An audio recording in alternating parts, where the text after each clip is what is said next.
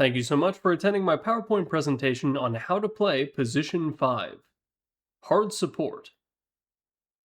Pause 5 is the safe lane support role in Dota 2, and while it is only one of two supposed support roles, it is the one that gets saddled with 90% of the actual supporting. At the start of the game, you will be heading to the safe lane in order to start as an assistant for the carry. You'll have a very long list of responsibilities during the laning phase, but luckily that list shortens as the game goes on. For long periods of the game, your primary objective is just going to be not to die, and later on it'll be to get as much high impact spells out as you can before you inevitably bite the dust. Still, no matter how late the game goes, you will still be in charge of a variety of support goals. The average Position 5 hero is a ranged intelligence character with some kind of strong lane nuke or CC ability that they can use to help zone out the offlaner and keep their carry safe. They often have access to either offensive or defensive buffs, and sometimes even healing, which will come in handy for when your carry refuses to ferry out a salve. The core philosophy of Position 5 is that you are there to help other players shine, while occasionally stealing the spotlight for a flashy save or a teamfight ultimate. You may not be the primary win condition, but there is no way your team could execute the game plan without you.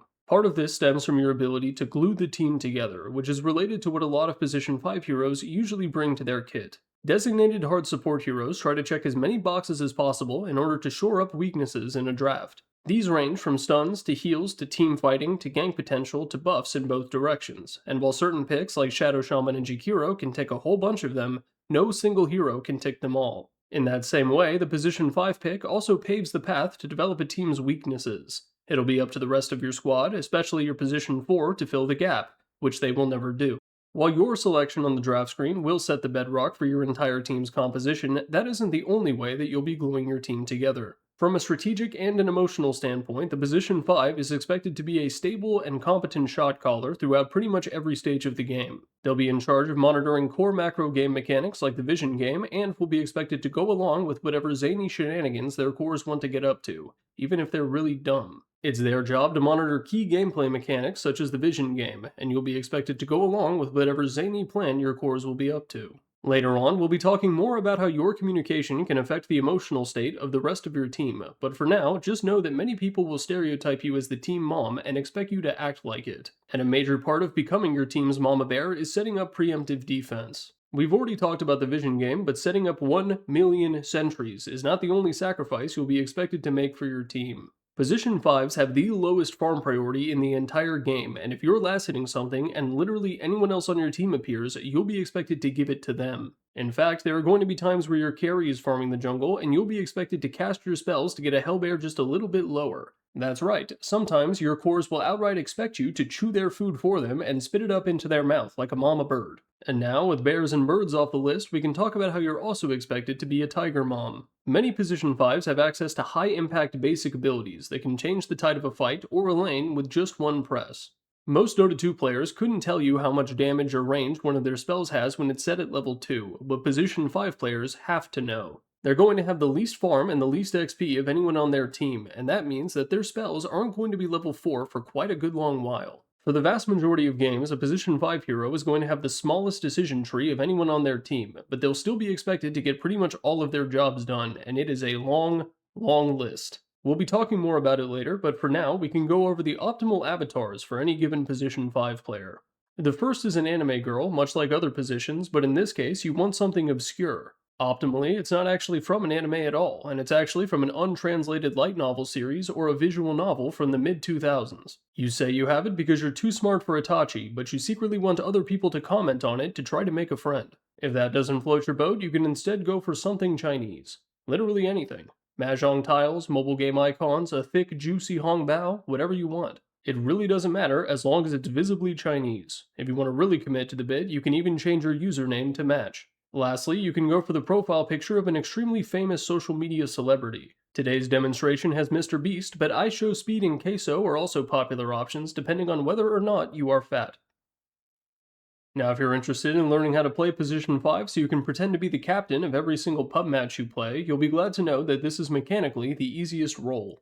Very few Position 5 heroes have access to micro, and those that do usually have some sort of crutch, like an extended duration channeled spell that they can use while focusing on hitting the tab button. Now while this rule is generally true, there are some extreme exceptions, including one of the most difficult heroes to play in the entire game with one of the most micro-intensive kits of them all. Still, if you're a player who's relatively new to Dota and you're a little bit afraid of the more difficult characters, you can still build up an amazing hero pool while playing as a hard support. The difficulty of playing position 5 doesn't stem from managing your own hero, but instead from managing the clock. This role's laning experience is one of the most stressful periods for any player in all of Dota, regardless of position. This is because the 5 is expected to interact with almost all of the timing-based mechanics in the game in rapid succession. For the first 10 minutes or so, position 5s need to be aware of creep waves spawning every 30 seconds, pull timings around 20 and 50, stack timings near 54 from multiple camps, observer restocks every 2 minutes and 15 seconds, lotus spawns every 3, bounty runes every 4 minutes, power runes at 6, and even the wisdom shrine at 7 if you want to make some questionable decisions.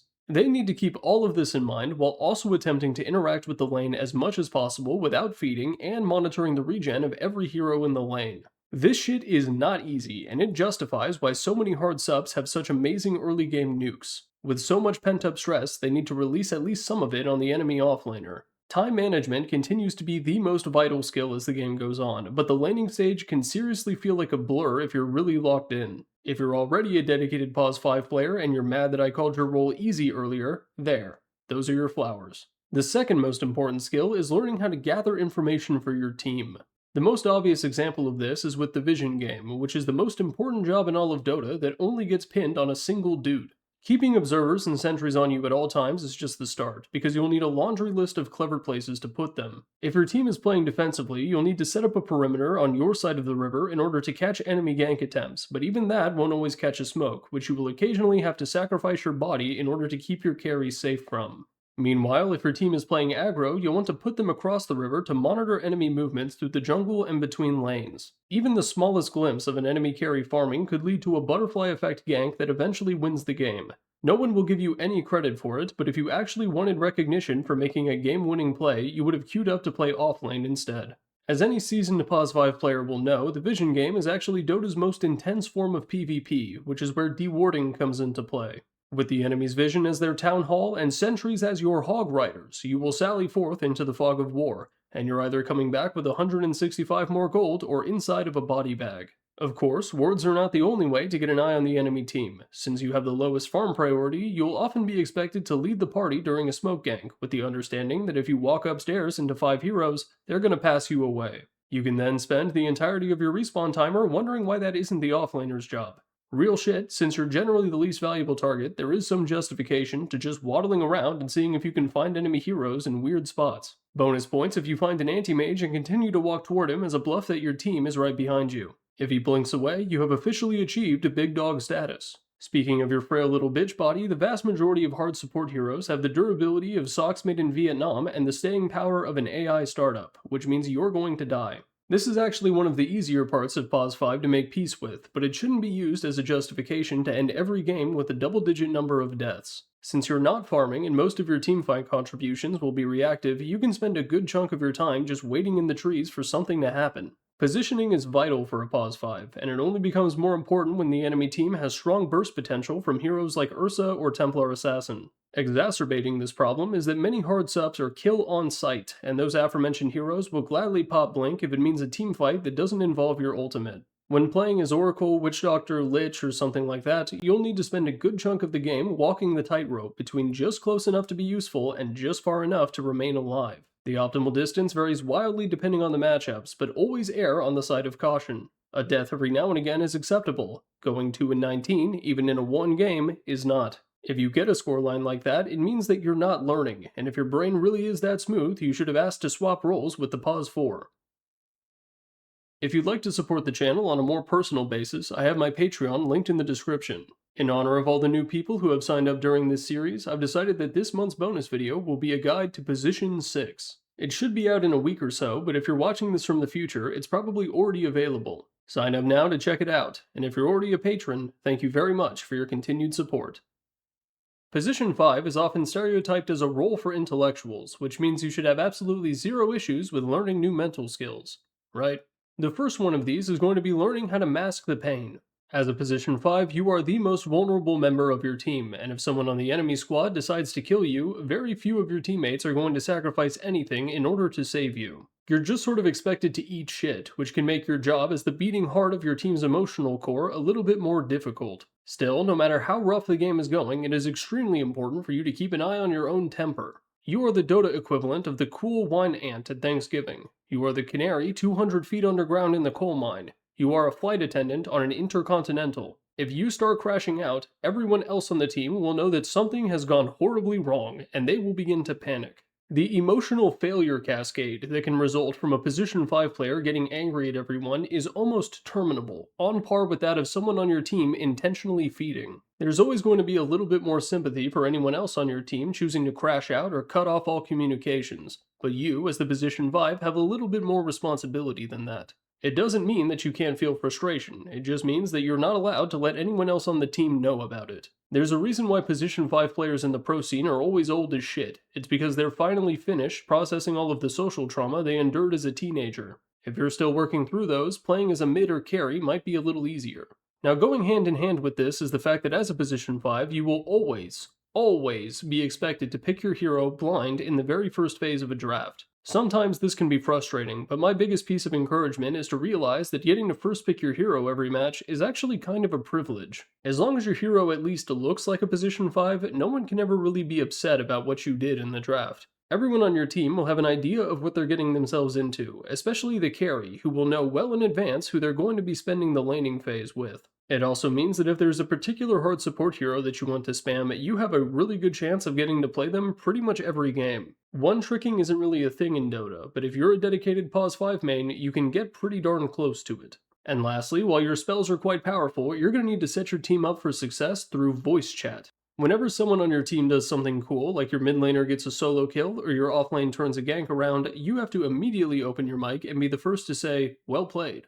Don't leave room for anyone else to hop in and be like, actually, you stole my kill. No, you don't need to worry about those guys because you're going to be the first one to give them a big old fat compliment. The reason you're doing this is because whenever you butter your teammates up, they'll become more likely to listen to you when you make decent calls later on. And as a position 5, good luck ever getting an Aghanim shard without convincing your team to go to the Tormentor. Note that this also goes both ways, because getting flamed by a position 5 player is the worst feeling you can have as a core. Part of being the team mom is that every rude comment you make is going to sting even harder. It's a big part of why you have to contain your own crash outs, but if you do decide to flame someone, take solace in the fact that it will hurt extra bad because you've been buying wards for them all game, but now you've called them a bitch.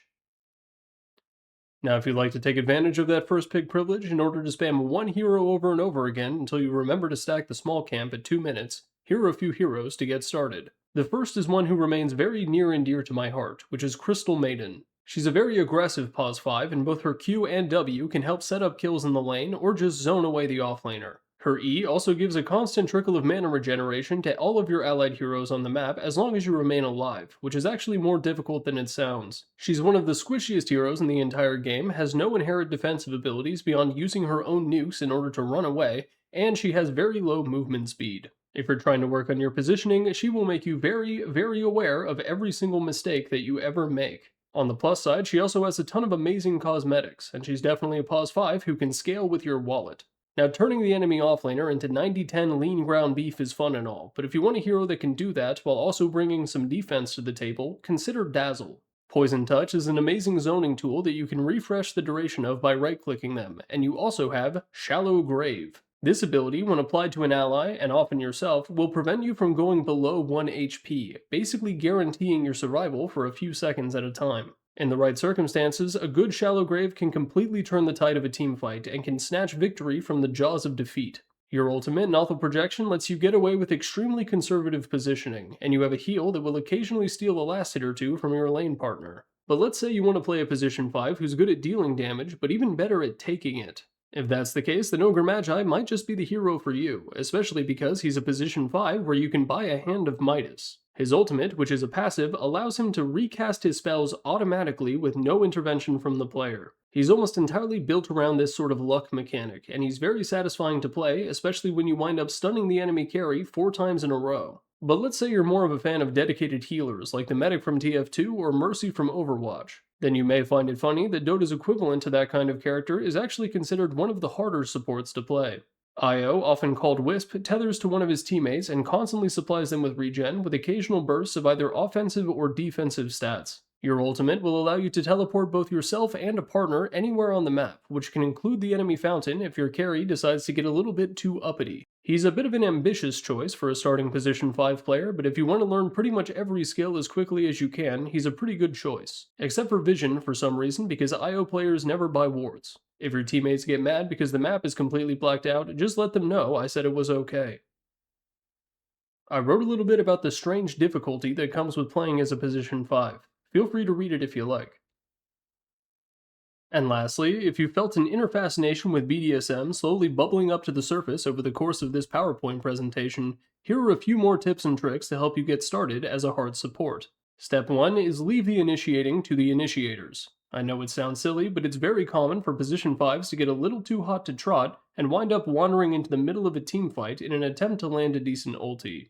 If you're not affected by Smoke of Deceit, there is zero reason why you should be anywhere near your team's front line. Even if you just got that shiny Ag Scepter, try to stay aware of your positioning relative to your allies. Otherwise, you'll find yourself performing the Dota equivalent of walking into an active construction site trying to catch a shiny Eevee in Pokemon Go. Second is that you are now contractually obligated to watch all of those clickbait videos about insane ward spots. Yes, the editing is obnoxious, but finding cheeky ward placements on your own by demoing weather effects and finagling with enemy hero spawns is a total pain in the ass. This really is the better way to do it, and it'll give you an extra thing to look for if you decide to tune into some pro games. On this note, there may be times where you're just completely unable to block or unblock a camp in the laning phase.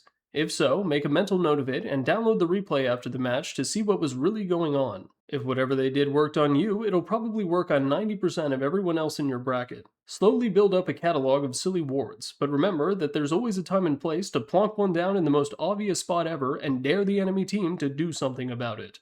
And finally, I talked a lot earlier about how hectic the laning stage can be for a Pause 5. With so many timings to remember, you're basically guaranteed to forget at least one, so do something to help you remember. If you have a second monitor, make a notepad file and keep it visible on top of Discord so you can check it every now and again. If you want to go old school, grab a sticky note to write them all down by hand and hang it on the bottom of your monitor. The act of writing it down will also help you remember all on its own, which you would already know if you ever paid any attention in school. With any luck, your pattern recognition will soon develop to where seeing digital clocks in real life will tangibly raise your blood pressure. In conclusion, Position 5 is a motherly role, and you should absolutely play it. The ultimate example of Position 5 play is preternaturally knowing the childhood trauma of all of your core players, and using it to motivate them toward a victory. Peace on planet Earth.